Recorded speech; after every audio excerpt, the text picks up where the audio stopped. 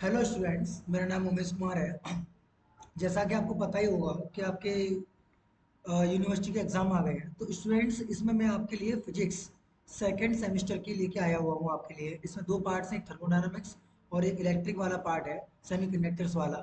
उन दोनों के मैंने एमसीक्यू, कुछ मोस्ट इंपोर्टेंट एमसीक्यू हैं, उनको मैं डिस्कस करूँगा। स्टूडेंट्स, ये थोड़े हिंदी लैंग्वेज में है। मैं कोशिश करूँगा कि आपको इंग्लिश लैंग्वेज में भी कन्वर्ट करते चलो। ठीक है स्टूडेंट्स, देखिए पहला क्वेश्चन है स्टूडेंट आपका कि दो निकाय यानी कि दो सिस्टम थर्मल इक्विलिब्रियम में कब कहलाते हैं, तापीय साम्यावस्था में कब कहलाएंगे, जब उनके टेम्परेचर इक्वल होंगे। ठीक है स्टूडेंट, इसका आंसर कौन सा आ जाएगा? ए।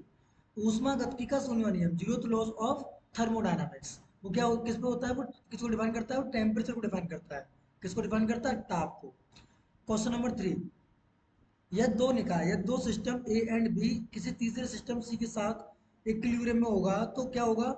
देखो, ए एक सिस्टम है, एक बी सिस्टम है, सी ये इसके साथ है, ये इसके साथ है, तो ए बी के साथ भी होगा। ठीक है, यही जीरो लॉ है आपका। ठीक है, किसी ताप पर वास्तविक गैस की संपूर्ण आंतरिक ऊर्जा, इंटरनल एनर्जी, रियल गैस की टोटल इंटरनल एनर्जी कैसी होती है? पोटेंशियल एंड काइनेटिक एनर्जी का योग का सम होती है, मतलब ये। ठीक है ना। अगला क्वेश्चन है स्टूडेंट, क्वेश्चन नंबर 5, किसी ताप पर आदर्श गैस की संपूर्ण आंतरिक ऊर्जा, मतलब किसी टेम्परेचर पर आइडियल गैस की, किसकी? आइडियल गैस की इंटरनल एनर्जी होती है, कैसी होती है वो? केवल काइनेटिक एनर्जी यानी गतिज ऊर्जा। आदर्श गैस की आंतरिक ऊर्जा निर्भर करती है, मतलब आइडियल गैस की इंटरनल एनर्जी किस पर निर्भर करती है? केवल टेम्परेचर पर। इस चीज को ध्यान रखना। किसी निकाय की अवस्था का बिंदु फलन है तो वो कौन सी होती है? आंतरिक एनर्जी, मतलब जो पॉइंट फंक्शन होता है वो किसी सिस्टम का क्या होता है? इंटरनल एनर्जी होती है। ठीक है, रियल गैस की इंटरनल एनर्जी डिपेंड करती है किस पर? वॉल्यूम पर एंड टेम्परेचर, दोनों पर। ठीक है, अगला क्वेश्चन है, निम्न में से कौन सी ऊर्जा पथ पर निर्भर करती है, मतलब पाथ पर डिपेंड करती है? कौन सी एनर्जी है? वो है वर्क एंड हीट, दोनों ऊर्जा है। कौन कौन सी? वर्क एंड हीट, कार्य व ऊष्मा। थर्मोडायनामिक्स का फर्स्ट लॉ में, राशि में या क्वांटिटी में क्या संबंध होता है? तो किसका होता है? एनर्जी का। किसका होता है? एनर्जी का। अगला क्वेश्चन है स्टूडेंट आपका, ऊष्मागतिकी थर्मोडायनामिक्स के फर्स्ट नियम से किसकी व्याख्या की जा सकती है? जूल्स के नियम की। किसकी? जूल के नियम की। आदर्श गैस की समतापी परिवर्तन में होगा, आइडियल गैस का क्या होगा? डी यू बराबर जीरो, मतलब इंटरनल एनर्जी में चेंज कैसा होगा? जीरो। रुद्धोष्म परिवर्तन मतलब एडियाबेटिक चेंज में क्या होता है? D Q equal to zero. रुद्धोष्म प्रक्रम मतलब एडियाबेटिक प्रोसेस में किसी गैर प्रकार से प्रसार कैसा होता है? ताप के साथ घटता है। तो ध्यान रखना आप लोग। रुद्धोष्म परिवर्तन के लिए टी बी की पावर गामा बराबर कांस्टेंट, पी बी की पावर गामा बराबर कांस्टेंट। ठीक है, वैसे पी वी बराबर होता है आपका आर टी, अगर वो जिसमें पूछे आप वहां पर निकाल के निकाल सकते हैं। किसी गैस, और जो गामा होता है इट्स अ रेशियो होता है C P upon C V का, ध्यान रखना आप लोग, गामा की जो वैल्यू होती है। किसी गैस का एडियाबेटिक एक्सपेंशन की इंटरनल एनर्जी होती है, तो इंटरनल एनर्जी हमेशा कैसी होती है? घटती है। ऐसा भी होता है तो आपके साथ घटती है, तो वही आंसर है इसका। अगला क्वेश्चन, कि एफिशिएंसी के लिए फॉर्मूला क्या होता है? देखो, हम सब जानते हैं ऊपर होता है सोर्स और नीचे होती है सिंक। तो इसका टेम्परेचर की इस हीट Q1, इसकी Q2, तो 1 माइनस Q2 अपॉन Q1, ध्यान रखना। ठीक है, अगर टेम्परेचर है तो 1 माइनस T2 अपॉन T1। इसको ईटा से डिपेंड करते हैं, किससे करते हैं? इसको ईटा से नोट करते हैं। किससे करते हैं? ईटा से। मैक्सिमम एंड एफिशिएंसी किसकी होती है? कार्बन इंजन की। वो कितनी मानी गई थी? 100%। पर ऐसा वास्तव में कोई इंजन होता नहीं है। ठीक है, अब देखो, ईटा बराबर एफिशिएंसी पूछिए तो ईटा बराबर क्या लगा देंगे formula? 1 minus T2 upon T1। T1 की वैल्यू क्या हो जाएगी स्टूडेंट? आपके पास जो T1 है तो 127 डिग्री, तो 127 में 273 जोड़ देंगे, और इसके जोड़ेंगे तो आंसर आएगा आपका 25%। स्टूडेंट कितना आएगा? 25%। आप निकाल सकते हो, देखिए ईटा इक्वल टू ये हो जाएगा आपका 400, 1 माइनस 400 अपॉन 300 कट गया, तो 1 माइनस 3/4 यानी कि 25%।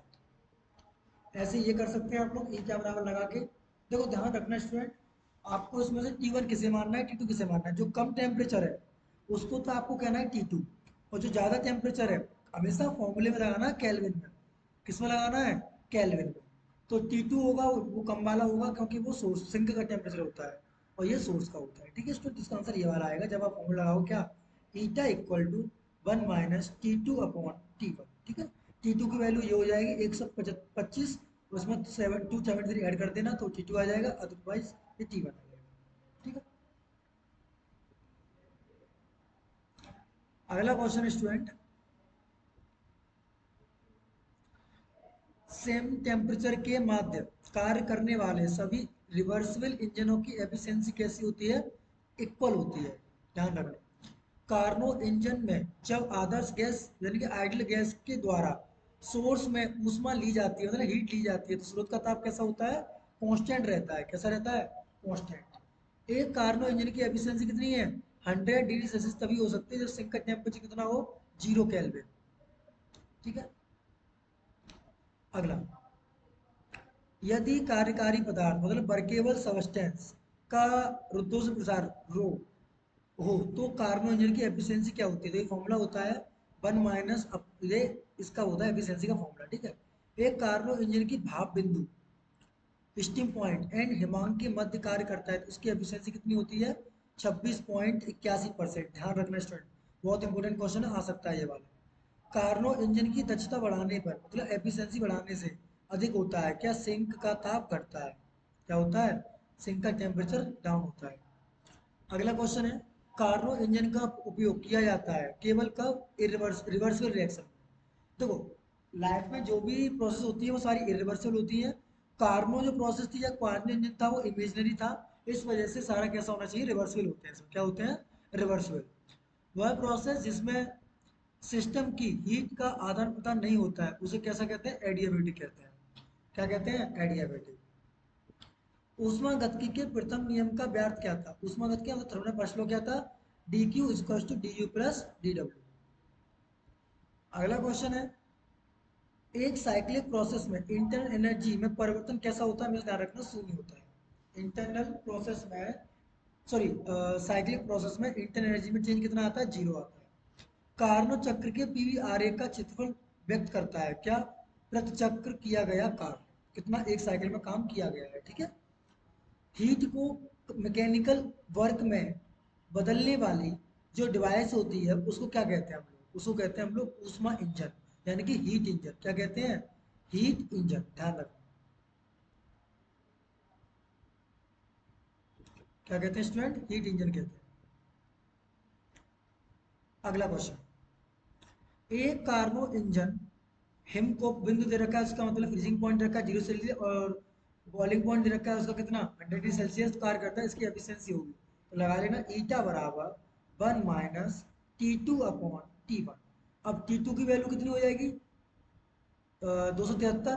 तो 1 माइनस 273 अपॉन 373, जब इसको कट करोगे सॉल्व करने पर आएगा तुम्हारा इतना। ठीक है।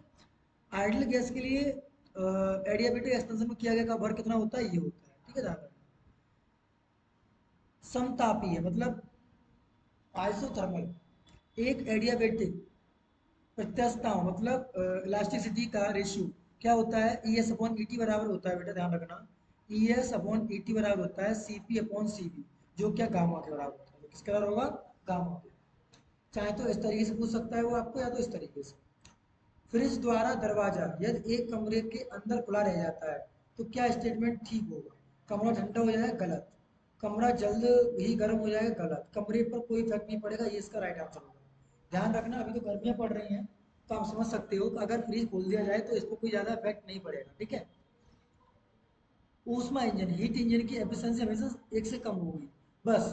कार्नो इंजन की एक होती है। ठीक है। ध्यान रखना, 100 डिग्री सेल्सियस और 20 डिग्री सेल्सियस के बीच कार्य करने वाला कार्नो इंजन की एफिशिएंसी कितनी होती है? तो वो होती है कितनी? 21.4। कैसे निकालेंगे? वही फॉर्मूला, ईटा बराबर 1 माइनस T2 अपॉन T1। तो T2 की वैल्यू कितनी हो जाएगी?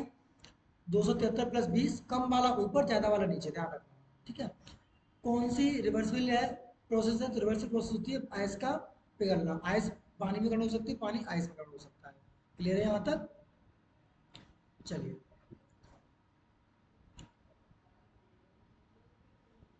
ये कुछ प्रोसेस हैं, आप इन फॉर्मूले को याद कर लेना स्टूडेंट। ये चेंज इन किसके लिए होता है? क्यू अपॉन टी, ये क्लोसियस इक्विवेलेंट का है, ये आपको याद रखना है। ठीक है। तो ये है क्वेश्चन, देखिए पहले, एंट्रोपी का यूनिट क्या होता है? एंट्रोपी का यूनिट होता है जूल पर केल्विन। ठीक है। किसी इरिवर्सिबल इंजन में टोटल कंप्लीट साइकिल के लिए एंट्रोपी परिवर्तन कितना होता है? पॉजिटिव होता है। ध्यान रखना। थर्मोडायनामिक्स का सेकंड लॉ का फॉर्मूला क्या होता है? डी क्यू बराबर टी डी एस। तो यानी डी एस बराबर हो जाएगा आपका T upon D Q. Entropy कब कांस्टेंट रहती है? एडियाबेटिक प्रोसेस में। इरिवर्सिबल एडियाबेटिक प्रोसेस में निकाय की एंट्रोपी कैसी होती है? बढ़ती है हमेशा। कैसी होती है? हमेशा बढ़ती है, ध्यान रखना। अनुत्क्रमणीय बढ़ती है, ध्यान रखना। इरिवर्सिबल प्रोसेस होगी तो हमेशा बढ़ेगी, ठीक है, और रिवर्सिबल होगी तो कांस्टेंट रहेगी, ठीक है। जूल थॉमसन में व्युत्क्रमण ताप मतलब इन्वर्जन टेम्परेचर, कौन सा फॉर्मूला है? इन्वर्जन टेम्परेचर का फॉर्मूला होता है 2a upon R B, T I equal to 2a upon R B. अभी मैंने बताया था पिछला कि E S upon E T की वैल्यू क्या होती है? C P upon C B, चाहे तो इसको आप गामा कह सकते हैं। क्लोसियस क्लोपेरन की इक्वेशन क्या होती है? D P upon D T equal to D. यहाँ पर जो एल होती है वो लेटेंट हीट होती है, ध्यान रखना, ठीक है, बहुत इंपॉर्टेंट क्वेश्चन है।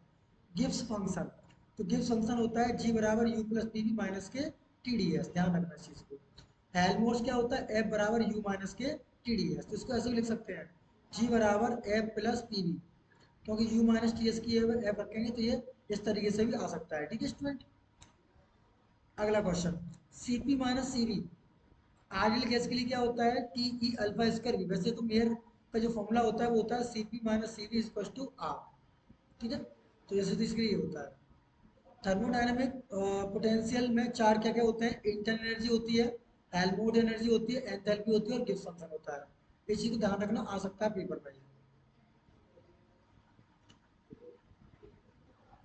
हाँ, जूल केल्विन प्रभाव में नियत रहने वाली राशि है। जूल केल्विन में, जूल केल्विन इफेक्ट में नियत रहने वाली क्या है? एंथैल्पी। क्या है? एंथैल्पी। वास्तविक गैस में म्यू कोफिशिएंट, जेटी कोफिशिएंट की वैल्यू क्या होती है जूल थॉमसन की? तो होती है म्यू इक्वल टू सीपी। ये होती, ध्यान रखना, आएगा पेपर में, ये वाला सवाल आ सकता है। क्या परम मापक्रम पर ऋणात्मक ताप संभव है? नहीं। मतलब ये है, क्या जीरो केल्विन टेम्परेचर पर नेगेटिव टेम्परेचर, मतलब नेगेटिव टेम्परेचर संभव है? पॉसिबल कभी नहीं होता, ध्यान रखना। रिवर्सिबल रिएक्शन के लिए ये वैल्यू क्या होती है? डी के अपॉन टी की वैल्यू जीरो। क्लॉसियस के अपॉइंट के अनुसार ये वैल्यू कैसे होनी चाहिए? जीरो। बहुत इंपॉर्टेंट क्वेश्चन है, दोनों आ सकते हैं ये। टी एस कर्व पर कार्नो साइकिल का एरिया जैसे क्या करता है? वर्क में चेंज, परिवर्तित ऊष्मा। टी एस आरेख में समतापी वक्र होते हैं, सेम टेम्परेचर क्या होता है? एस के समांतर रेखा है। टी एस आरेख पर उद्दोष वक्र होते हैं, कैसे होते हैं? टी एच के समांतर, मतलब टी एक्सिस के पैरेलल। एक पूर्ण चक्र के लिए, एक टोटल कंप्लीट साइकिल के लिए क्या होता है? पी डी बी बराबर टी डी एस। क्या होता है? पी डी बी बराबर टी डी एस। 2 ग्राम बर्फ अगर 0 डिग्री सेल्सियस 2 ग्राम पानी बदली जाती है तो कितने लीटर परिवर्तन होगा? ये सवाल आता जाता रहता है, इसको याद रख लेना। 0.56। अगर क्लोसिस कंपेरेंस करोगे तो आ जाएगा आपको, ठीक है। एंट्रोपी निकालनी है इसकी। किसी इरिवर्सिबल प्रोसेस में विश्व की हमेशा एंट्रोपी बढ़ती है, क्योंकि इरिवर्सिबल प्रोसेस जो भी घटना होती है धरती पर वो सारी कैसी होती है? इरिवर्सिबल। इरिवर्सिबल में एंट्रोपी हमेशा बढ़ती बढ़ती है, ठीक है। टोटल कार्नो इंजन में एंट्रोपी में परिवर्तन मतलब चेंज कितना होता है? जीरो होता है, ध्यान रखना। अगला क्वेश्चन, एडियाबेटिक प्रोसेस में कौन सी क्वांटिटी कांस्टेंट रहती है? ध्यान रखना, एंट्रोपी। क्या रहती है? एंट्रोपी। ऊष्मागतिकी का, थर्मोडायनेमिक्स का सेकंड लॉ,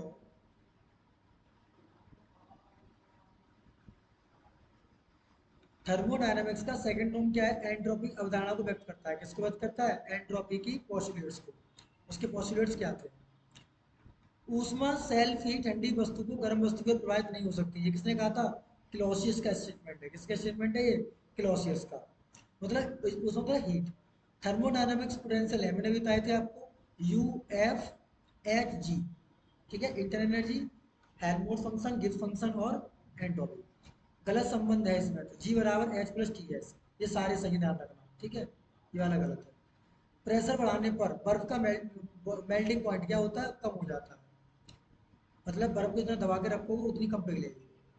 दाब बढ़ाने पर किसी, मतलब प्रेशर बढ़ाने पर किसी द्रव का क्वथनांक, यानी कि मेल्टिंग बॉइलिंग पॉइंट क्या होता है? बढ़ता है। प्रेशर बढ़ाओगे तो उसका बॉइलिंग पॉइंट बढ़ेगा। वह टेम्परेचर जिस पर पदार्थ की तीन अवस्थाएं साम्यावस्था में होती हैं उसे कौन सा कहते हैं? ट्रिक पॉइंट कहते हैं, मतलब ट्राई पॉइंट कहते हैं उसे। मैक्सवेल के संबंध में E S upon E T, मैंने तो दो बार बता दिया। जब भी E S upon E T आएगा तो उसकी वैल्यू होती है C P upon C B, यानी कि आपकी गामा, ठीक है। क्लॉसियस क्लोपेरन इक्वेशन में इसमें किस अध्ययन में के उपयोग में लाई जाती है? तो किसके में? दाब का क्वथनांक के प्रभाव में। निकाय का अवस्था फलन नहीं है, तो क्या नहीं है आपका? स्टेट फंक्शन कौन सा नहीं होता है आपका? वर्क स्टेट फंक्शन नहीं होता है, ठीक है। बाद बाकी सारे स्टेट फंक्शन होते हैं। रिवर्सल प्रोसेस में निकाय का गिब्स फंक्शन कैसा होता है? वही रहेगा, इस सेम, ठीक है। किसी थर्मोडायनामिक्स निकाय के समतापी और समदाबिक आइसो थर्मिक और आइसोबैरिक में कैसा होता है? गिब्स फंक्शन सेम रहता है। ये आपको याद रखना पड़ेगा, इसका रिलेशन मैंने कितनी बार बता रखा है। ये आपको ई एस अपॉन ई टी का है, चाहे के एस अपॉन के टी का है। मैक्सवेल्स के लॉ आ गए, तो del S upon del T at constant P by इसके बराबर होता है, ठीक है। टी एस आर एक में कार्य चक्र होता है, कैसा? एक आयत, एक रेक्टेंगल होता है। एंट्रोपी वृद्धि के अनुसार प्रकृति प्रक्रम है, कैसा है? निकाय के अणुओं की अक्रमबद्धता, मतलब एक तरीके से डिसऑर्डर, ठीक है। अणुओं का कैसा है? मॉलिक्यूल्स का डिसऑर्डर। सूचक आरेख है, तो ताप आरेख मतलब जो डिटेक्टर जो ग्राफ है वो कैसा है? तो क्या है? ताप आरेख प्रेशर और वॉल्यूम के मध्य बनता है डिटेक्टर वाला, पीवी होता है, कैसा होता है? पीवी। थर्मोडायनामिक्स के थर्ड लॉ क्या कहता है? उसकी एंट्रोपी हमेशा जीरो या जीरो से बड़ी रहेगी। एंट्रोपी है केवल स्टेट फंक्शन है, क्या है? State function.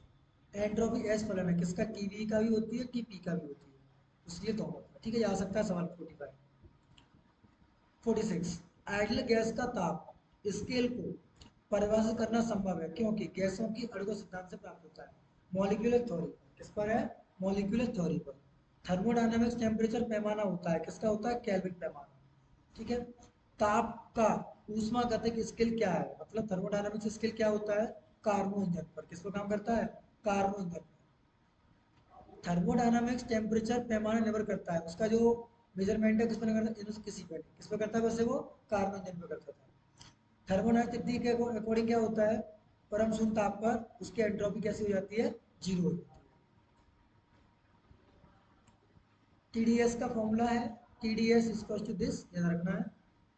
कांस्टेंट वॉल्यूम के लिए स्पेसिफिक हीट सी गामा की वैल्यू क्या होती है? सीवी की value CV equal to this, आपको याद रखना है। नेट पर ये होती है, ये दोनों रिजल्ट याद रखना, आपको आएंगे पेपर में।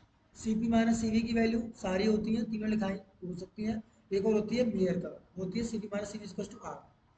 थर्मोडायनामिक्स के according CP minus CV equal to R, इसी को बोलते हैं हम लोग मेयर का सूत्र, ठीक है। हाँ, ये क्वेश्चन बहुत इंपॉर्टेंट है। क्या कह रहा है ये? एक गैस का टेम्परेचर अगर डबल कर दिया जाए तो अणुओं की वर्ग माध्य बोलचाल कैसी होगी? वो कैसे हो जाएगी? आधी हो जाएगी। कैसे हो जाएगी? आधी। अब ध्यान रखना, गामा की वैल्यू मोनो एटॉमिक के लिए होती है 1.67, डाई एटॉमिक के लिए होती है 1.4, और ट्राई एटॉमिक के लिए होती, सॉरी, ट्राई एटॉमिक के लिए ध्यान रखना वो होती है आपकी 1.33। और अब यहाँ नहीं है। स्थानिक एनर्जी क्या होती है? 3/2 kT होती है, ट्रांसफॉर्मेशन एनर्जी। नाइट्रोजन गैस के लिए जितना कोटि कितनी होती है? 5 होती है, ध्यान रखना। यदि किसी गैस का डेंसिटी डी है, प्रेशर पी है, तो उसकी B R M S value, क्या? B R M S value का फॉर्मूला ये होता है अंडर रूट 3p/d, आ सकता है क्वेश्चन, ठीक है। Cp upon Cv degree of freedom क्या रिलेशन होता है? Cp upon Cv equal to 1+2/f होता है, ठीक है। तो यहाँ पर आपका f की n दे रखा है, तो ये हो जाएगा, ठीक है। तो 2/n 2/f दोनों सेम है। बी आर एम एस की वैल्यू क्या होती है? रूट में 3/d/f, और रूट मीन स्क्वायर वैल्यू क्या होती है? रूट में 3/d/f। डाई एटॉमिक के लिए फ्रीडम कोटि कितनी होती है? 5 होती है, और मोनो एटॉमिक के लिए होती है हमारी 3, ध्यान रखना। और ट्राई एटॉमिक के लिए होती है 6। आदर्श गैस की आंतरिक ऊर्जा निर्भर करती है, इंटरनल किस पर निर्भर करती है? प्रेशर पर। किस पर डिपेंड करती है? प्रेशर पर। अगला क्वेश्चन है, किसी आदर्श गैस के परम ताप को 4 गुना कर दिया जाए, तो सीधी बात है उसका वर्ग कितना करेंगे? 2। स्क्वायर रूट लोगे तो कितना आ जाएगा? 2 गुना रह जाएगा। किसी टेम्परेचर पर आदर्श गैस की औसत ऊर्जा होती है 3/2 kT। चेत संबंध यांत्रिक के दो परमाणु के लिए, किसके लिए? डाई एटॉमिक के लिए, तो कितना होता है? 7/2 r, उसकी विशिष्ट ऊष्मा, ठीक है, ध्यान रखना। Cp अपॉन Cv दो परमाणु के लिए 1.4। दो परमाणु डाई एटॉमिक गैस के लिए घूर्णन गति जब मौलिक विशिष्टों का योगदान होता है कितना? r पूरा। गामा की वैल्यू Cp अपॉन Cv बढ़ती है तो परमाणुता भी परिवर्तित रहती है। गैसों की विशिष्ट ऊष्मा के प्रकार हैं, कितने हैं? दो। किसी ताप पर आदर्श गैस के अणुओं की जो एनर्जी होती है वो कैसी होती है? काइनेटिक एनर्जी डिपेंड करती है। आइडियल गैस की इंटरनल एनर्जी का मान क्या होता है आपका? जीरो। ध्यान रखना, इंपॉर्टेंट सवाल है। इसमें सही संबंध है, इसकी जो वेलोसिटी काइनेटिक एनर्जी होती है कितनी होती है? 3/2 kT। बहुत इंपॉर्टेंट रिजल्ट है। आइडियल गैस का इक्वेशन क्या होता है? PV equal to R T, सब जानते हैं। बॉयल टेम्परेचर पर ये कौन सा रूल होता है? आपका बॉयल्स का रूल है। किसका है? तो पीवी इज टू कांस्टेंट, वो सेम नहीं रखा। अगला क्वेश्चन, वास्तविक गैस आइडियल रियल गैस और आइडियल गैस में कैसा होता है? व्यवहार करती है कब? अल्प दाब पर, कम प्रेशर पर। मैक्सवेल के वेग वितरण नियम के अनुसार मोस्ट प्रोबेबिलिटी वेलोसिटी से गतिमान होगी तो बहुत अधिक होगी। ठीक है, उन दोनों रिलेशन पूछा है तो ये रिलेशन होता है स्टूडेंट मोस्ट प्रोबेबल स्पीड में और मीन स्क्वायर वेलोसिटी में, ये रूट में 8/n और दिस। ध्यान रखना, सी आर एम एस सबसे ज़्यादा होता है, उससे बड़ा होता है, उससे छोटा होता है सी एवरेज, उससे छोटा होता है सी एम। ठीक है, मोस्ट प्रोबेबिलिटी ध्यान रखना, आता है भी। सी एम की वैल्यू, ये रिलेशन होता है इसमें सी एम और आर एम एस में। और गैस के अणुओं की बड़े साल के व्यंजक क्या है? ये मैंने लिखा दिया था ऊपर ही। सर्वाधिक प्रसम सीवीएम सीएम रिलेशन क्या होता है? ये होता है, ध्यान रखना स्टूडेंट।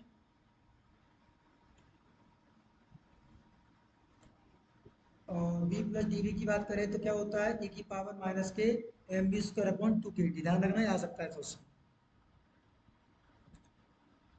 गैस के आइडियल गैस के स्थानांतरित गतिज ऊर्जा होती है, कैसी होती है? जीरो।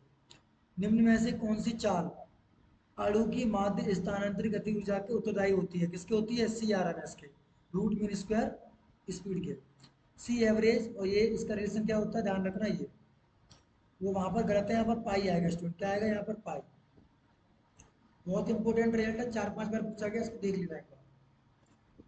अगर हम नॉर्मल टेम्परेचर को इसका डबल कर दें तो टेम्परेचर कितना हो जाएगा? 1000 बाहर। हाइड्रोजन तथा मरकरी में किसकी स्पेक्ट्रम लाइन सबसे अधिक फैली होती है? बर्ड क्रम लाइन। तो हाइड्रोजन की, ठीक है, क्योंकि वो हल्की भी होती है। सबसे अधिक शार्प रेडियो क्या होता है? मरकरी का। किसका होता है? मरकरी का। ऊर्जा के समविभाजन का नियम लागू होता है जब निकाय की केवल चिरसम्मत अवस्था होती है। कैसी होती है? क्लासिकल स्टेट होती है। मैक्सवेल के वेग से क्या होता है? तो इसका फॉर्मूला आपको याद रखना पड़ेगा स्टूडेंट, बहुत अच्छा फॉर्मूला है इसका।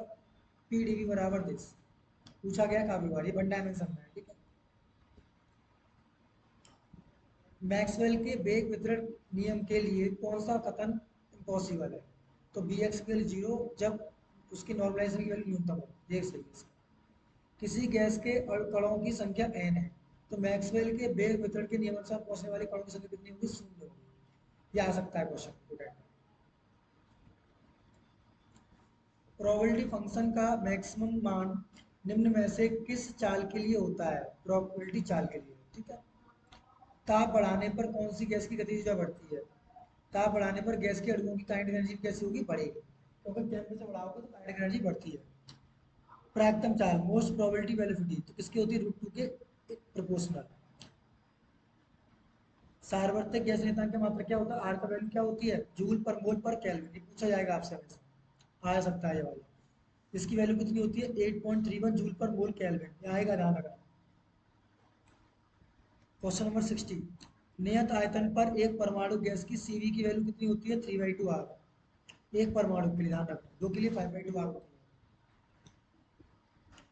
कांस्टेंट प्रेशर पर सीपी की वैल्यू क्या होती है? 5/2 आर। ठीक है, द्वीप के लिए तो बता दिया था मैंने आपको, 7/2 kT होती है। ये आ सकता है सवाल पेपर।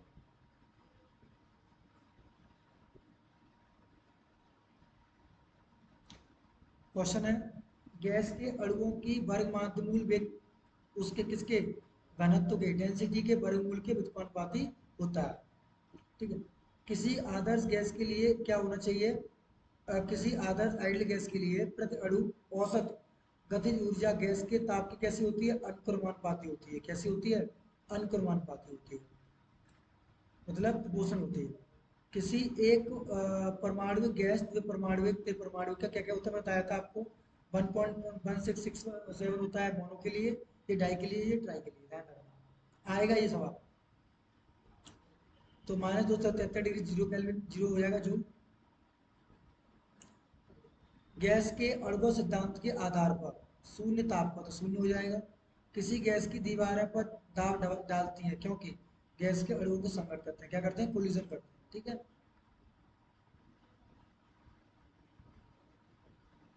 ये कुछ क्वेश्चंस हैं, इनको देख लेना, बहुत इंपॉर्टेंट क्वेश्चन है, अच्छी बात।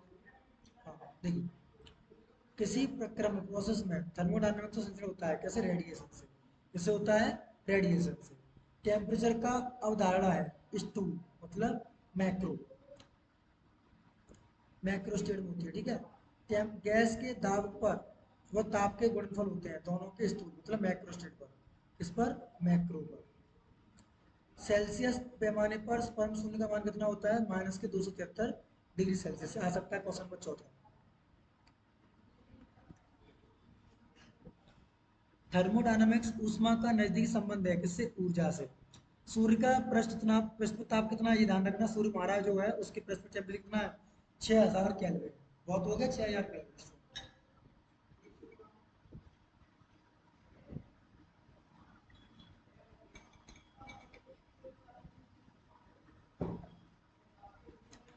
कृष्णका का स्पेक्ट्रम होता है, कैसा होता है, कंटिन्यूस होता है।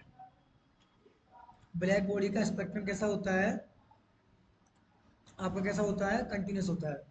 एक ब्लैक बॉडी का होती है कैसे, सभी रेडिएशन के अवशोषण करना। एक ब्लैक बॉडी क्या करती है, रेडिएशन को एब्जॉर्ब करती है, ठीक है। इतने डिग्री सेल्सियस पर इतने पर बढ़ा दिया जाए तो ऊर्जा होगी कितनी, होगी 16 गुना। ध्यान रखना, आ सकता है। प्लांक का सूत्र, जो प्लांक का फॉर्मूला है, रेले जीन्स के सूत्र के समान होता है। कब होता है, जब वो उसकी तरंग दैर्घ्य कैसी हो, बड़ी हो, लॉन्ग रेंज। प्लांक दोलक की औसत ऊर्जा क्या होती है, एन एच न्यू, क्या होती है, N H nu. Lambda T बराबर दिस, यहाँ पर बी की वैल्यू क्या होती है, एस सी अपॉन 5 के, ध्यान रखना। बीन का जो विस्थापन रूल है तो क्या होता है, बीन डिस्प्लेसमेंट लो, लैम्डा टी बराबर कांस्टेंट। रेले जीन्स का नियम कब लागू होता है, शॉर्ट रेंज के लिए, सॉरी लॉन्ग रेंज के लिए, ध्यान रखना, आ सकता है। किसी पूर्ण परावर्तक में टोटली परफेक्टेड पर रेडिएशन की वैल्यू क्या होती है, पी बराबर 1/3 यू। समतल तरंगों मतलब प्लेन वेव्स द्वारा रेडिएशन पी होता है, क्या होता है, पी बराबर ई अपॉन सी। ये आ सकता है क्वेश्चन।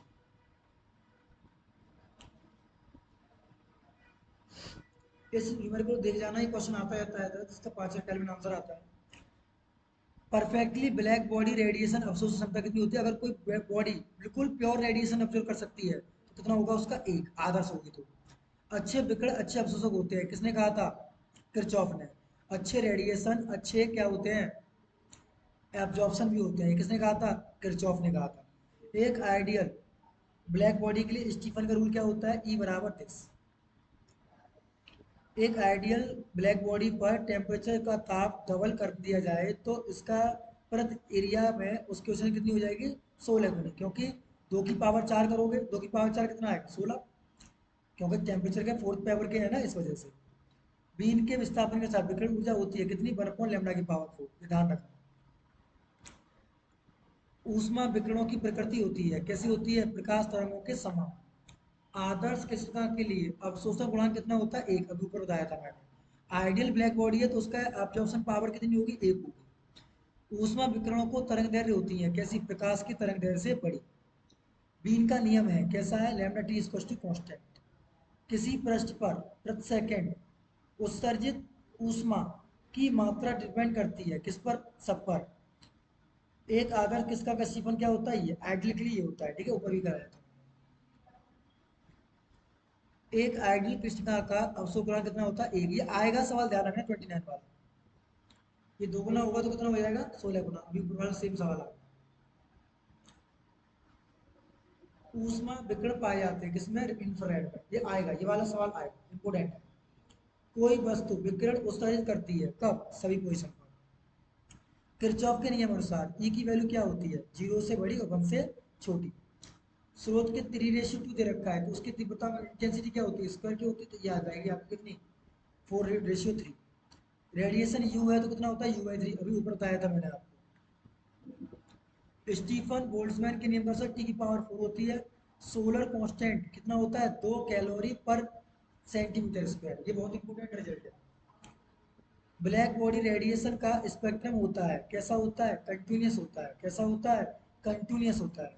वोल्ट मीटर नापता है, क्या नापता है वोल्ट मीटर, आपका हीट रेडिएशन, किसको नापता है, हीट रेडिएशन को, ध्यान रखना।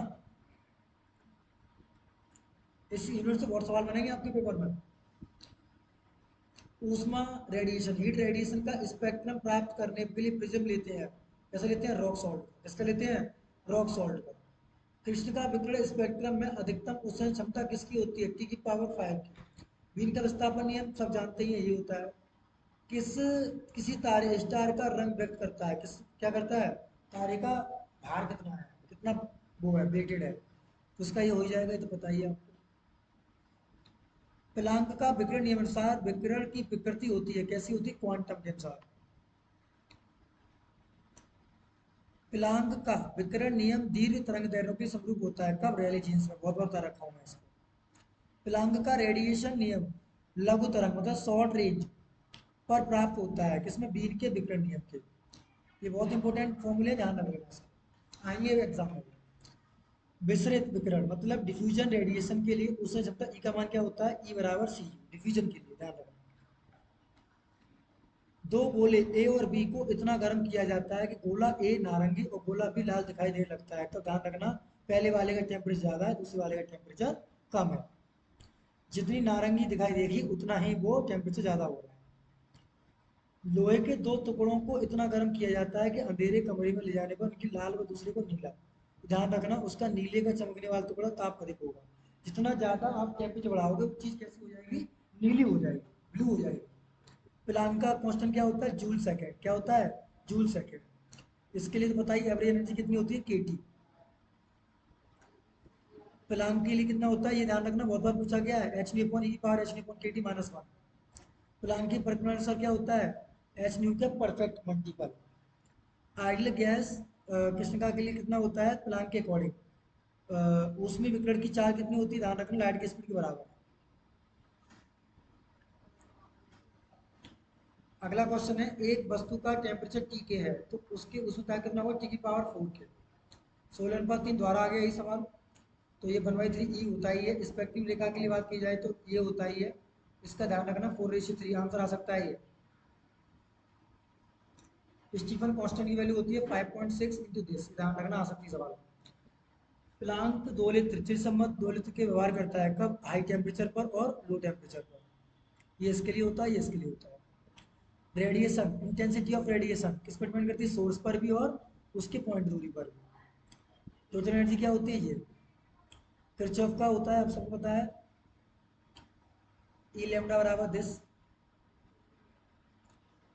न्यूटन का तीसरा नियम क्या होता है, स्टीफन के नियम का, इतने पर 0.5 इलेक्ट्रॉन वोल्ट।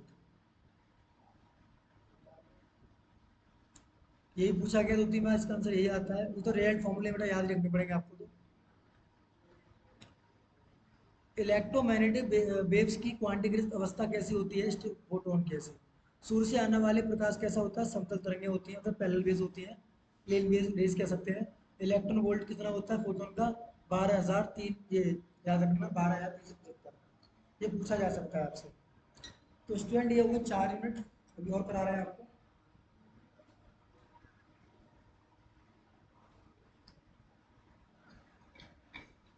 यूनिवर्सिटी ने आपके एग्जाम का टाइम चेंज कर दिया स्टूडेंट, उसका टाइम कर रखा है आपका 1 से 3। गर्मी है बेटा, ध्यान से पढ़िए। अब आ गई आपकी इलेक्ट्रिक, ये भी काफी इंपोर्टेंट क्वेश्चन है, देखते हैं क्या है क्वेश्चन। प्रेरकत्व का कार्य होता है, प्रेरकत्व जानते होंगे, इंडक्टेंस, धारा परिवर्तन का विरोध करना, ठीक है। धारिता का मुख्य कार्य क्या होता है, ऊर्जा का संरक्षण, संचरण करना, संचयन करना, ठीक है। एल आर परपथ में जो कालांक, जो समय का कांस्टेंट होता है, क्या होता है, एल अपॉन आर।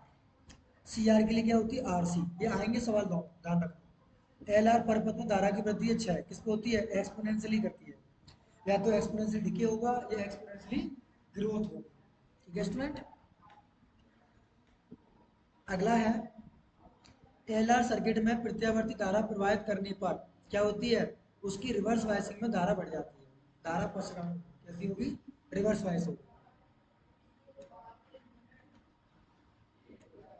दोलनी एलसीआर परपथ में दोलनों के लिए प्रतिरोध उत का मान होता है, वैसे तो ये आता है R square less than 4 under root में अंडर हट जाता है एल अपॉन सी इस टाइप का, तो ध्यान रखना है इसको। परपथ में विशेषता गुणांक स्पेशली फैक्टर क्या होता है, क्यू बराबर L omega upon R, W L बराबर 1/cs धारा का अधिकतम होगा, ध्यान रखना यह आता है सवाल। एल आर परपथ में धारा क्षय की दर कैसी होती है, समय के साथ घटती जाती है, कैसी होती है, समय के साथ घटती जाती है, क्योंकि टाइम नेगेटिव में होता है। निम्न में से कौन सी प्रतिबाधा रैखिक है, कौन सी इंपीडेंस लीनियर है, तो कौन सी होती है, प्रेरकत्व और धारिता और इन सब, ठीक है। निम्न में से कौन सा द्विपक्षीय प्रतिबाधा है, ये तीनों, ठीक है। विभवांतर के लिए फॉर्मूला पूछा है, यदि Z1 Z2 दो प्रतिबाधाओं को श्रेणी क्रम में जोड़कर उन पर विभवांतर भी लगाया जाए तो Z अपॉन देश होता है, ठीक है। ये Z1 Z2 प्रतिबाधाओं को जोड़कर Z1 धारा के साथ मान क्या होता है, ये होता है। ये बहुत इंपॉर्टेंट क्वेश्चन है, केवल इसमें आपको दिखा रहा हूँ कि आप इनको देख से एक बार देख जाए, पेपर में बहुत हेल्प मिल सकती है। डीसी सेतु द्वारा धारिता का अनुपात ज्ञात करने के लिए क्या होता है, C1 अपॉन सी टू बराबर R2 अपॉन R1, ठीक है। वैसे तो ये होता है C1 R1 बराबर C2 R2। द्रव्यों का परावर्तन डाइलेक्ट्रिक कांस्टेंट कैसा होता है, शेयरिंग सेतु से, कैसा होता है, शेयरिंग ब्रिज से। दो संधारियों की धारिताओं को ज्ञात करते रखते हैं किससे, डी सॉटी सेतु द्वारा, किससे कर सकते हैं, डी सॉटू सेतु द्वारा। शेयरिंग सेतु से धारिता तो C1 बराबर, ये फॉर्मूला ध्यान रखना। मैक्सवेल सेतु का प्रत्यावर्ती धारा का संतुलन समीकरण क्या होता है, L1 अपॉन R2 दिस। प्रत्यावर्ती के लिए ये होता है, मैंने सारे करा रखे हैं, देख लेना आप लोग। किसी वैद्युत नेटवर्क में निष्क्रिय तत्व होते हैं क्या, वोल्टेज तत्व। किसी वैद्युत नेटवर्क में सक्रिय तत्व क्या होते हैं, वोल्टेज स्रोत। वैद्युत नेटवर्क में निष्क्रिय क्या होते हैं, वोल्टेज स्रोत। और ये क्या है, सक्रिय भी वोल्टेज स्रोत ही होते हैं, इसको देख लेना एक बार, ये मुझे डाउट लग रहा है। एलसी सर्किट में प्राकृतिक अवस्था आवृत्ति होती है, ये होती है। किरचॉफ का नियम लागू होता है दोनों पर, एसी और डीसी दोनों पर, ये आ सकता है। किरचॉफ का प्रथम नियम क्या होता है, आवेश संरक्षण का। दूसरा होता है वोल्टेज नियम, जो होता है वो होता है आपका ऊर्जा के संरक्षण का। बंद नेटवर्क विधि आधारित है किस पर, किरचॉफ के द्वितीय नियम पर, ध्यान रखना इंपोर्टेंट है। थेवेनिन के अकॉर्डिंग बीटी की वैल्यू क्या आती है, बीटी बराबर E Z3 upon Z1 plus Z3। LC परपथ की प्रतिबाधा Z होती है, क्या होती है, ये। एसी स्रोत की आवृत्ति ज्ञात करने के लिए उपयोग किया जाता है बीन सेतु, ध्यान रखना, एसी के लिए बी, ऐसे याद रख सकते हो, एसी बीन ध्यान रख सकते हो ना। आदर्श धारा स्रोत को आंतरिक प्रतिरोध होती है, कैसी होती है, अस्त छिपी हुई। स्वप्रकत्व एल के चालक में धारा बढ़ने के साथ क्षण की विद्युत भाग बल का मान कैसा होता है, ईएमएफ की वैल्यू होती है माइनस के L D I upon D T. एक प्रेरकत्व हेतु प्रतिरोध में बैटरी को जोड़ने पर समय परिवर्तित होता है, आर सी का मात्रक होता है एल अपॉन आर मात्रक के समान, ध्यान रखना इंपोर्टेंट क्वेश्चन। एक संधारित्र को प्रतिरोध के साथ आवेशन के दौरान किसी क्षण पर गियर के लिए क्या होता है, फॉर्मूला ये होता है चार्ज के लिए, चार्जिंग के लिए फॉर्मूला निकल के आता है। एलसीआर पर्वत में प्रतिरोध घटाने पर आवृत्ति कैसी हो जाती है, इनफाइनाइट। फ्रीक्वेंसी कैसी हो जाती है स्टूडेंट, इनफाइनाइट हो जाती है, ठीक है। अगला क्वेश्चन नंबर 37।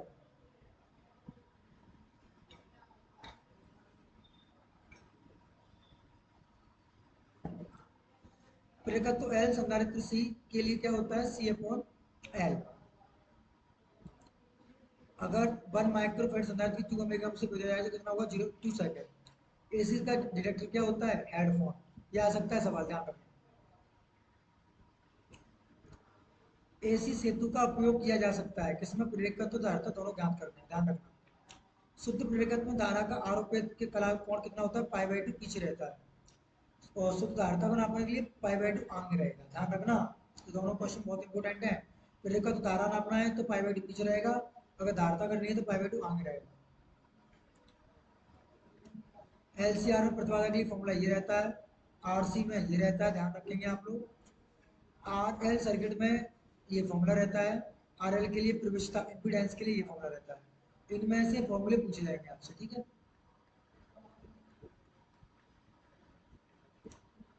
LCR परपथ में प्रविष्टता के लिए फॉर्मूला ये रहता है, बताया था। AC के लिए संतुलन की स्थिति क्या होती है, बाई 1 अपॉन बाई 2 बराबर बाई 3 अपॉन बाई 4, ठीक है। AC ब्रिज के लिए बराबर होना चाहिए, ये इंपोर्टेंट लाइन है, ये सब पता ही है, ये प्रॉपर्टी है।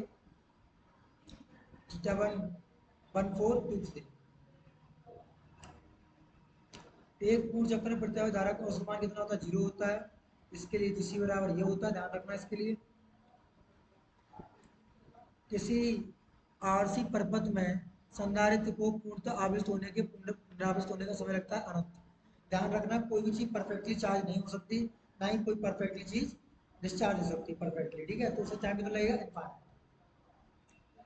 समांतर अनुनादी के लिए ये होता है फॉर्मूला, हेडफोन न्यूनतम होना चाहिए, ध्यान रखना। स्थिर धारा स्रोत व उसके समांतर क्रम में प्रतिरोध होता है नॉर्टन थ्योरम है उसके बराबर। रैखिक नेटवर्क के सिरों के मध्य तुल्य थेवेनिन वोल्टता होती है, कैसी होती है, उसके सिरों के टर्मिनल की वोल्टता के बराबर। LR परपथ की औसत ऊर्जा क्या होती है, E0 I0 upon 2 cos five. AC परपथ में E0 cos फाइव और ये माइनस में होता है तो कितना हो जाएगा, 0 जोड़ोगे तो, ठीक है। LCR परपथ का शक्ति गुणांक पावर फैक्टर क्या होता है, 1 से कम, ये आएगा सवाल जवाब। LCR श्रेणी में अनुनाद परपथ का वोल्टेज एवं प्रवर्धन, ये IRMS की वैल्यू ध्यान रखना, I0 अपॉन रूट 2 होती है, और BRMS पूछे तो B0 अपॉन रूट 2 होगी, ठीक है। इसके लिए पूछा है प्रत्यावर्ती के लिए। LCR परपथ में सूत्र होता है, ये भी ध्यान रखना, इंपोर्टेंट लाइन है ये। यदि श्रेणी क्रम में LCR परपथ हो तो उसके लिए क्या किया जाना चाहिए, घट जाएगी, कैसे होगी, घट जाएगी। लघुपतित मतलब लीकेज होना चाहिए, तो उसके लिए आंतरिक विभव का मान क्या होता है, शून्य हो जाता है। वोल्टेज स्रोत का उपयोग कब अधिक लाभदायक होता है, जब JL बड़ा हो किससे, JS से। ये लोड ज्यादा इंटरनल ज्यादा होना चाहिए इससे, ठीक है। ये नॉर्टन की प्रयोग कब होती है, जब ये ज्यादा होता है। थेवेनिन कब यूज होती है, जब ये ज्यादा होता है। रैखिक प्रतिबाधा का पालन ओम का नियम करता है। इसका टोटल करंट पूछा है, तो देखो ये जा रहा है 2, ये अंदर आ रहा है 5 7, इससे माइनस किया तो कितना रहेगा, 2 रहेगा, क्योंकि समेशन ऑफ आई 0 आ रहा है इसमें। राइट। संधि की ओर आने वाली धारा का मान धनात्मक, तथा संधि की जाने के बाद मान ऋणात्मक होता है। देखो ये आ रही है, ये आ रही है, तो 7 हो गया, ठीक है। और ये जा रही है 3 और 4 7, और 5 में 7 और 1 8 9, ये आ गया, ठीक है। अगला क्वेश्चन, रेखी के लिए आरोपित वोल्टता ये होती है।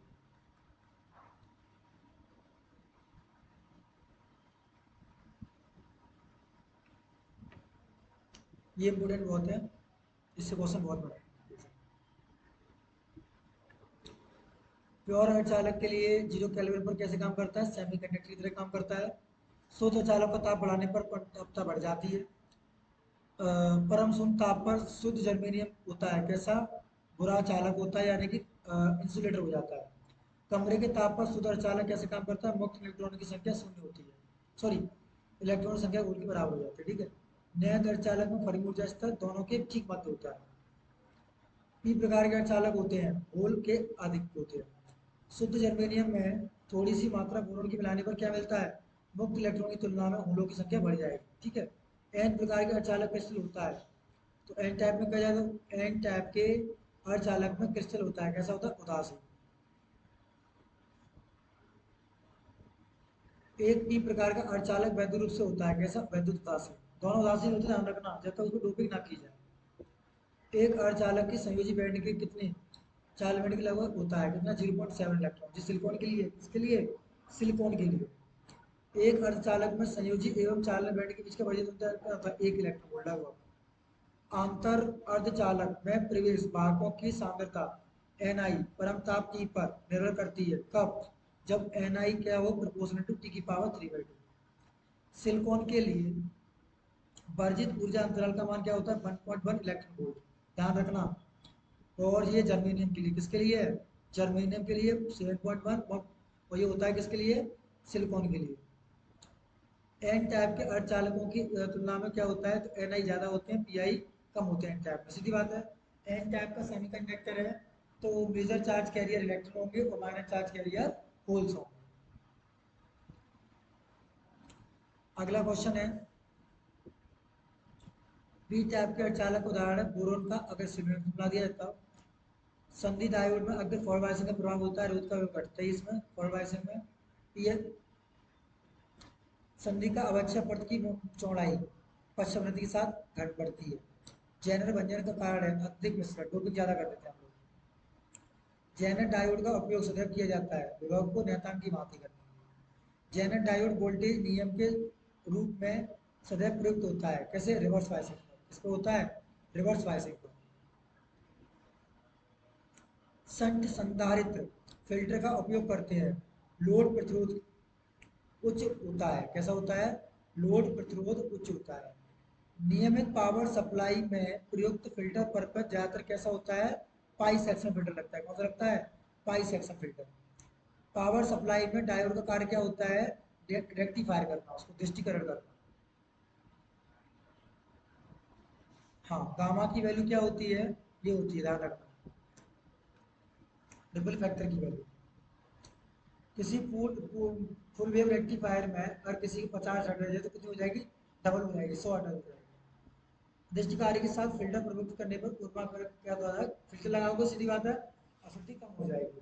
कमरे के ताप पर सिलिकॉन का कितना होता है, 0.7, ये स्टैंडर्ड की होती है 1 माइक्रो की, लगभग इसे 0.5 भी सही आता है कभी, ठीक है। अवक्षय परत में विभव प्राचीर का कारण क्या होता है, इलेक्ट्रॉन। सिलिकॉन की कितनी होती है, 0.3 नी वोल्टेज, और जर्मेनियम की होती है 0.7, ध्यान रखना। पीएन संधि की अवक्षय परत की चौड़ाई, पीएन संधि की अवक्षय परत चौड़ाई के साथ बढ़ती है। अवक्षय क्षेत्र क्या होता है, दोनों में सेतु में उर्मिका रिफ्लेक्टर। ये हाफ वेव रेक्टिफायर के लिए, किसके लिए, हाफ वेव रेक्टिफायर के लिए। 0. सॉरी, फुल वेव रेक्टिफायर की बात करें तो होती है 0. इतनी, और 1.21 होती है हाफ वेव रेक्टिफायर, ठीक है। दृष्टिकरण में डीसी पावर कैसा होता है, नियंत्रण रहता है। एक व्यावसायिक शक्ति का समर्थ वोल्टेज में कितना होता है, 1%। हाफ वेव में फॉर्म फैक्टर की वैल्यू कितनी होती है, 1.1। सेतु दुष्टकारी की निवेशी आवृत्ति 50 अटैच है, इसकी गति आवृत्ति होती है कितनी होगी, 75। सेतु दृष्टिकारी में डायोड प्रयुक्त होते हैं कितने, 4। कितने होते हैं, रेक्टिफायर में 4। फिल्टर का मुख्य कार्य क्या है, सीधी बात है, रिपल फैक्टर को कम करना, तो जीरो रिपल फैक्टर को कम करना। जनरल वंजन होता है रिवर्स बायसिंग पर। सोलर सेल कार्य करता है शून्य अवनति पर। प्रकाश उत्सर्जक डायोड में के बनाने में प्रयुक्त अर्धचालक पदार्थ है गैलियम का, किसका, गैलियम का। टनल डायोड का प्रतिरोध कैसा होता है, नेगेटिव।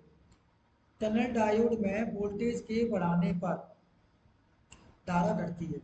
टनल डायोड की चौड़ाई कितनी होती है, इतनी होती है। टनल डायोड का कार्य क्या हो सकता है, उच्च आवृत्तियों में। घड़ी, कैलकुलेटर आदि प्रयुक्त होती है बेटा एलईडी के अकॉर्डिंग, क्या, एलईडी, लेड एमिटिंग डायोड। वैज्ञानिक एक ईसाकी का आविष्कार किसने किया था, टनल डायोड का किया था। साकले का संबंध किससे है, आर सी बराबर 26/I है। डायोड की गति क्या होती है, dV/dy। वोल्टमैन समीकरण क्या है ये। हॉल कोफिशिएंट की वैल्यू क्या होती है, RH/1/NE। नेज के लिए क्या होता है, ये होता है। ध्यान रखना, सवाल पूछे जाएंगे आपसे, दो दो तीन तीन बार देख लेना इस वीडियो को।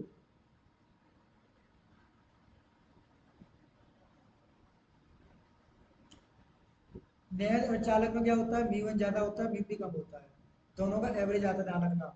फर्मी एनर्जी में नया चालन फर्मी एनर्जी कैसा होता है, दोनों के फॉरवर्ड एनर्जी गैप का आधा।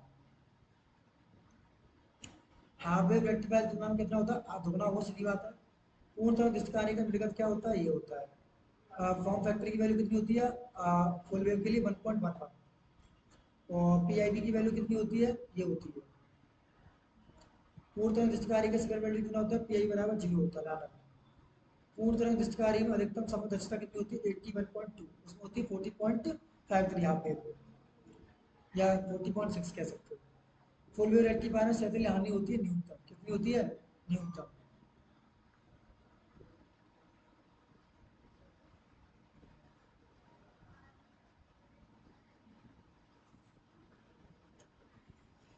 अगला क्वेश्चन है, एनपीएन ट्रांजिस्टर में धारा का चालन होता है कोटरों के द्वारा, ध्यान रखना। एक फॉर्मूला होता है आई ई बराबर आई बी प्लस आई सी, इसे बोलते हैं करंट फॉर्मूला। एक सामान्य ट्रांजिस्टर में कितने टर्मिनल होते हैं? 3।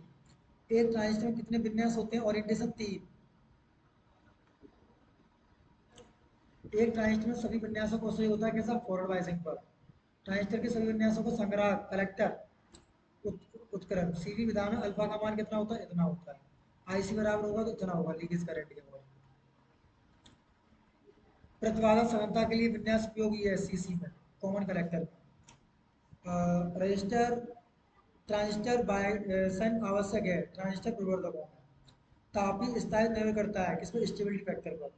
ताप के बढ़ाने पर वीवी का मान कैसा हो? घटेगा। आईसीयू का स्थायित्व गुणांक पर बात कराते हैं। स्थिर बायसिंग बीटा प्लस 1 होती है, इसके लिए आर ई होता है। सार्वत्रिक बायस विधि में एस गुणांक कितना होगा? यदि आर ई की वैल्यू 0 है तो कितना होगा? वो भी 0 होगा। जर्मेनियम ट्रांजिस्टरों के लिए बीवी का मान 0.5 होता है, सिलिकॉन के लिए 0.7 और इसके लिए 0.7 ही होगा, जर्मेनियम की 0.3।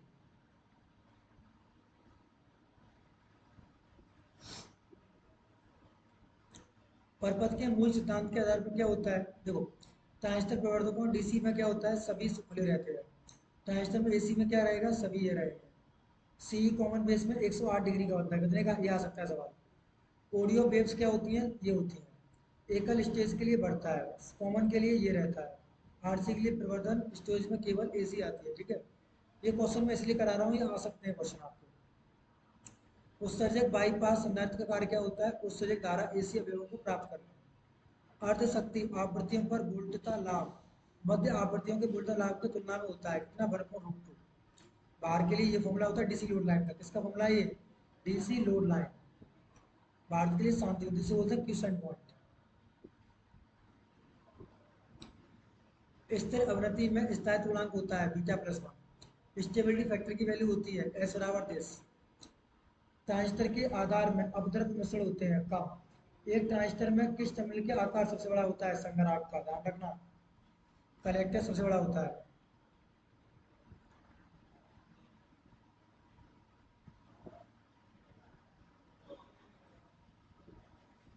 ट्रांजिस्टर के किस क्षेत्र में अपद्रव्य अधिकतम होते हैं? किसमें? एमिटर में। अल्फा बीटा के संबंध क्या है? ये एक पीएनपी ट्रांजिस्टर में प्रयोग होता है क्या? कम। ट्रांजिस्टर निम्न में से किस कारक के द्वारा होता है? पावर के द्वारा। ट्रांजिस्टर का निर्गत प्रतिरोध होता है अधिक।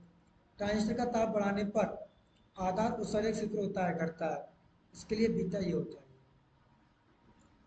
अभी कुछ दिनों बाद एक वीडियो डालूंगा, उसमें सारे नोट्स जो मैंने कराए हैं आपने, उस नोट्स को मैं डिस्कस करूंगा। फिलहाल तो ये वीडियो जब कवर कर लेंगे आप लोग, इससे थोड़ा थोड़ा मोटा मोटा आइडिया लग जाएगा, ठीक है। ट्रांजिस्टर सामान्यतः किस क्षेत्र में प्रचलित किए जाते हैं? सक्रिय क्षेत्र में। ट्रांजिस्टर में संबंधित निम्न में से होता है ये।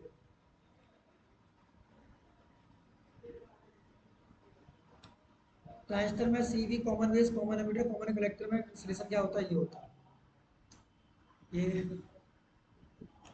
शक्ति प्रवर्धकों में सार्वत्रिक युग्मन पाया जाता है किसमें? टीसी में। एक ट्रांजिस्टर में के प्रतीक सिंबल का तीर चिन्ह व्यक्त करता है उत्सर्जक को। ट्रांजिस्टर के किस विन्यास में परिवर्तित होती है? Common base. ट्रांजिस्टर का कौन सा भाग होता है? Common ammeter. किसी ट्रांजिस्टर के लिए धारा लाभ बीटा का मान कितना हो सकता है? 500 से ज्यादा। किसी ट्रांजिस्टर की धारा का अल्फा का मान कितना? IC upon I, output upon input. किसी ट्रांजिस्टर के लिए बीटा का मान क्या होता है? ये तो बताइए, इक्वेशन समीकरण इसका ये कॉमन अमीटर में।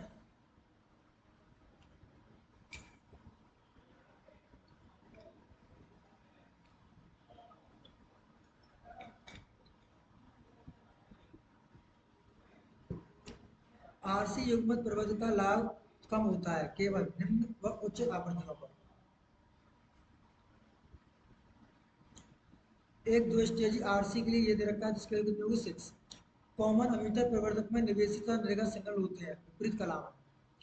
अगर इसकी वैल्यू है तो अल्फा की वैल्यू कितनी होगी? 0.98।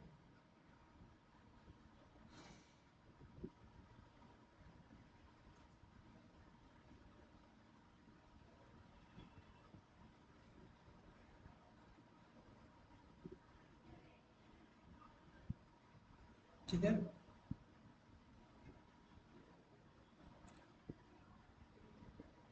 ये हो गया।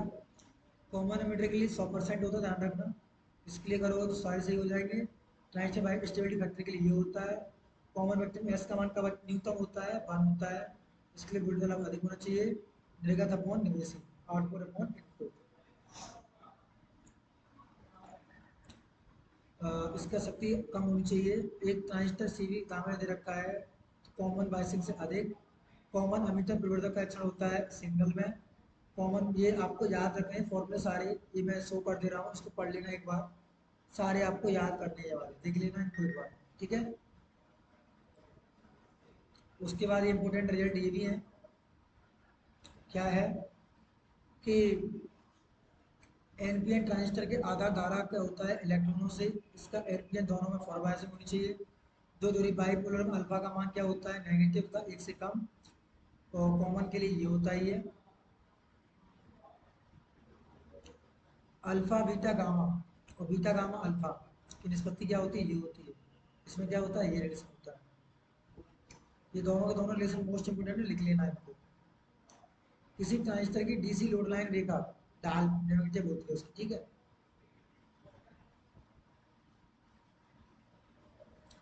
H parameter H not, transistor के चार एच पैरामीटर में क्या होता है, H22 खुले होते हैं और ये आईसी फिट करते हैं।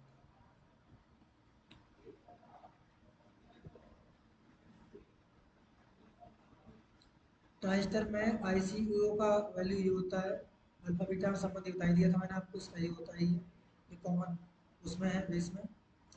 और सी विधा में कॉमन परिपथ निर्गत होता है, और इसमें ये होता है, ठीक है।